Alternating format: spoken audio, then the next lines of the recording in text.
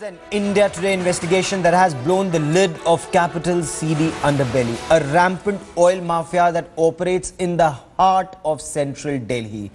They siphon off gallons of petrol, diesel and other fuels, all as those who are meant to stop them watch and turn a blind eye.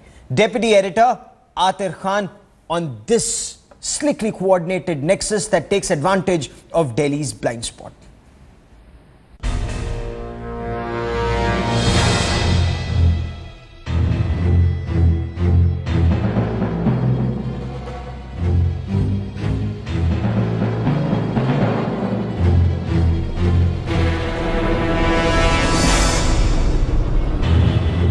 Barely a stone's throw away from the constant trains, whistles and the passenger traffic of Delhi's buzzing Shivaji Park metro station, a sinister plot is underway.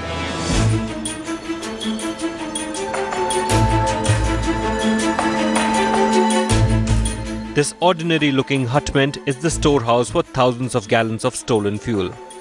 Delhi's oil mafia operating with impunity, brazenly stealing gallons of petrol, diesel and aviation turbine fuel in full public view.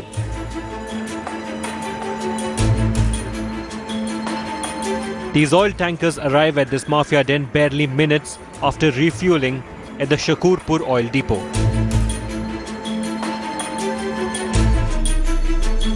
In a mafia coordinated action, the surroundings are covered by facade of these empty cable wheels strategically placed to obstruct public view. The tankers park at a pre-arranged spot where these men arrive armed with empty oil tankers to collect their booty. While the oil is being stolen, mafia men, tankers, driver and conductors surround the nozzle so that nobody gets to see what is happening. If anyone looks, the impression created is that of an oil tanker being repaired. But in reality, the oil stolen from these tankers is being hastily moved into the mafia den. Hundreds of oil tankers empty fuel outside this hutment every day. The stolen fuel is loaded into these small tempos and dispatched to shops and godowns in Khayala village, where it is sold at prices much lower than market rates. Raj Bali and Jury both keep a close watch on the oil mafia operations. They're assisted by armed henchmen, but are the prime movers behind the gang. Our investigations reveal that these are seasoned players of the oil mafia who made a fortune selling stolen oil. These people have made palatial houses from the ill-gotten money, but they live in the hutments and only go to their houses on the weekends. So if the oil is stolen from the tanker before it reaches its destination petrol pump, why doesn't the station notice that? We followed one of the oil tankers involved in the theft. At the destination petrol pump, no irregularity is detected by the staff. Clearly, tanker drivers and petrol pump staffers were hand in glove. Our operation to blow off lid over the mafia was an eye-opener, but the possibility of many such rackets being operated throughout the country cannot be ruled out. It's high time that the authorities act against these racketeers. With camera person Pinaki Sen, Atir Khan in Delhi for India Today. And Atir Khan now joins me with the latest on this big story. Atir, you explained the modus operandi and that this has been going on for a long time. Why is it that the police haven't done anything about this? Well, that's right. That is a big question. And not just police. You see, Gaurav, it is happening right outside the wall of Shakurpur oil depot. So what are the oil company officials doing about it? That is also a question which needs to be asked, because there's a vigilance department which is within the oil company's ambit, but precious little is being done. It is happening right outside the wall of Shakurpur oil depot, but nothing is happening. The police, as far as police is concerned, they also need to wake up. Now this is happening in broad daylight, though the modus operandi is slightly unique, and there's this facade which is created which gives an impression that these trucks are being repaired, but really the question is, what is the beat officer of that area doing? And it is happening right next to Shivaji Park metro station. You're spot on there, whether it's the police or officials of oil companies, what are they doing about this? And this would mean that whatever oil is being stolen, perhaps it's the customer, people like you and I, we get less fuel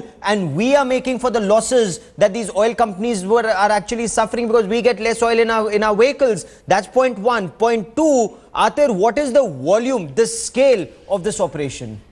Well, absolutely. You see, Gaurav, the oil ministry does not hesitate in, increasing the prices of fuel, and it is, we have to bear this brunt. We have to pay. This makes hole in our pockets. But the question is, what are the oil companies doing to monitor this pilferage, this oil theft? As far as the ramification of this is concerned, this is happening all over the country. This is just one example we have given, but the question is that we just imagine there are hundreds of tankers which unload oil, and theft is carried out right outside the oil depot. Yes. So one can imagine the ramification and what is the magnitude of this racket which is being run from Delhi alone.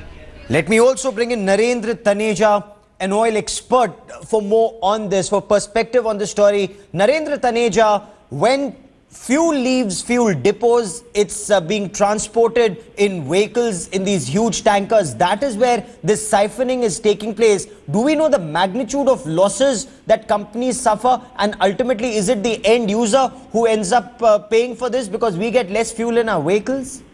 Well, the first thing first, of course, the end user. Who else?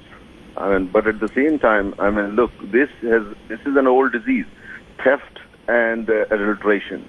And the companies have tried. They have also brought in new technology in order to find a solution. But you see, these guys are smarter than any technology that these companies have been able to bring in so far. And this is more widespread in states like Maharashtra, in Uttar Pradesh, in Bihar, Bengal, Orissa.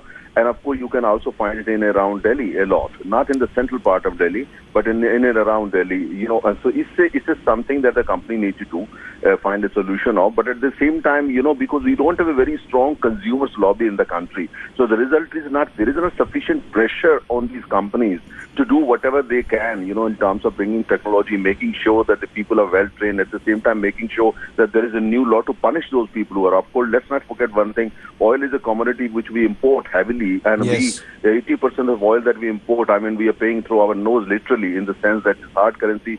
60% of our annual hard currency earnings are spent just importing oil. So you cannot treat oil the same way that you treat, for instance, other commodities. Yes. There is no law. Companies are not really, beyond a point, not bothered about it. And at the same time, there is no consumer lobby. So the loot is, in a way, is going on. The disease is spreading further. And except for maybe a few pockets like Central Delhi and all that, you find this problem practically everywhere across the country. Stay with me, Mr. Taneja. I also want to bring in Ved Marwa, former Delhi Police Commissioner, someone who understands internal security of India very closely. Mr. Marwa, welcome on the broadcast. My colleague Atir Khan filing this report about pilferage and siphoning of thousands of liters of petrol virtually every day from these tankers. Some of it happening in Delhi, and as Mr. Narendra Taneja was telling us, happening perhaps across the country. Is there no way to check this, sir? Of course, theft is a cognizable offense, and the people who are indulging in this should be arrested and action taken against them under the law. But that doesn't seem to be happening.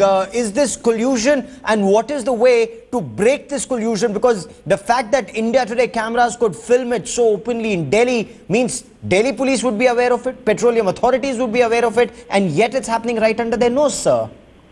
You see, there are so many crimes are taking place.